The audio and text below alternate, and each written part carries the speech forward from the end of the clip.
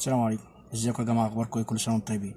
معاك اخوكم محمد ابو شعير وبرنامجكم ولاد البلد الجدعان. ولاد البلد الجدعان النهارده هم التجار. في تجار ولاد حلال بيتقوا الله ويعرفوا ربنا، وفي تجار والعياذ بالله ما يعرفوش حاجه عن ربنا. التجار اللي ما تعرفش حاجه عن ربنا هم اللي بيحتكروا السلع، والاحتكار يعني بياخدوا السلع ويخزنوها في مخازنهم ويعطشوا السوق لحد ما الحاجه تغلى. اولا ده حرام، ربنا سبحانه وتعالى والرسول صلى الله عليه وسلم نهانا عن الكلام ده خالص.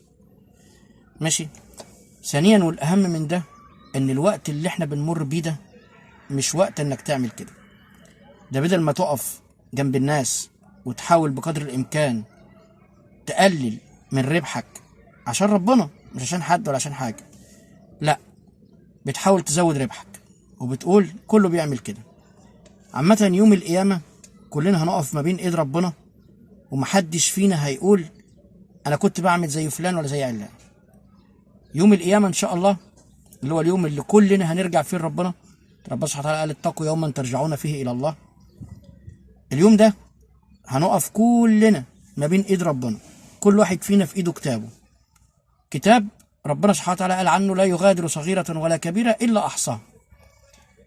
عايزك بقى يا اللي سامعني، سواء كنت تاجر كبير او حتى تاجر صغير، تتخيل معايا كده وانت واقف بين ايد ربنا يوم القيامة ان شاء الله وفي ايدك كتابك.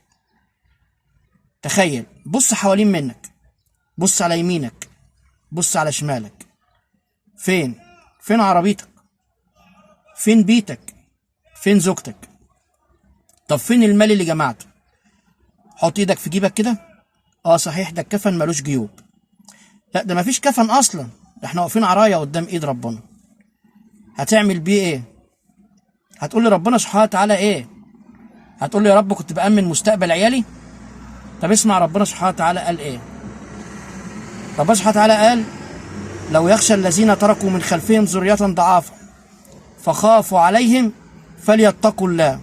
ربنا سبحانه وتعالى قال لو خايف على عيالك اتقي الله، ما قالكش سيب لهم مال، ومال حرام بالذات. المال الحرام ده زيه زي البحر المالح بالظبط، كتير بس لا بيروي عطش ولا بيروي زرع. انا حابب اقول ان اللي بيتقي ربنا سبحانه وتعالى ربنا بيبارك له في عيشته، وان الوقت ده بالذات وقت لازم كلنا نتقي الله فيه. الغلاء ابتلاء، شايفين اللي بيحصل حوالينا في الدول، زلازل ومد وجزر. ايه خلاص ما عادش خوف من ربنا؟ يا جماعه اللي فيكم يسمع الفيديو ده، انا اول مره اطلب من حد انه يشارك، انا عمري ما كنت بطلب ولا هطلب من حد انه يشارك، بس الفيديو ده بالذات لازم يتشارك وينتشر علشان يوصل للتجار.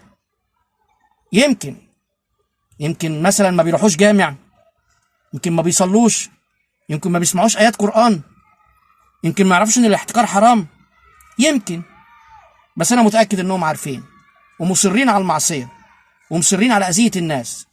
بس ربنا كبير، وصدقني والله والله والله كل قرش عملته حرام على قوت البني ادمين ما هتتهنى بيه. تعرف كم بيت اتخرب بسببك؟ تعرف كم زوج مش قادر يصرف على عياله بسببك؟ دي مش تجارة. التجارة شطارة بس المقصد ان التاجر الشاطر اللي يحافظ على زبونه. انت كده بتقضي على الزبون، انت كده بتموت الزبون. الوقت ده وقت صعب يا جماعة، ده لا وقت مؤيد ولا وقت معارض ولا وقت اي سياسة. الوقت ده وقت الرجوع لله. اللي في ايده حاجة يقدر يعملها لو بكلمة. ربنا يقدرك على كلمة كويسة قولها. اعرف وتأكد ان ربنا سبحانه وتعالى يعلم ما في القلوب. انت نيتك تيجي على الناس، ربنا سبحانه وتعالى مش هينصرك.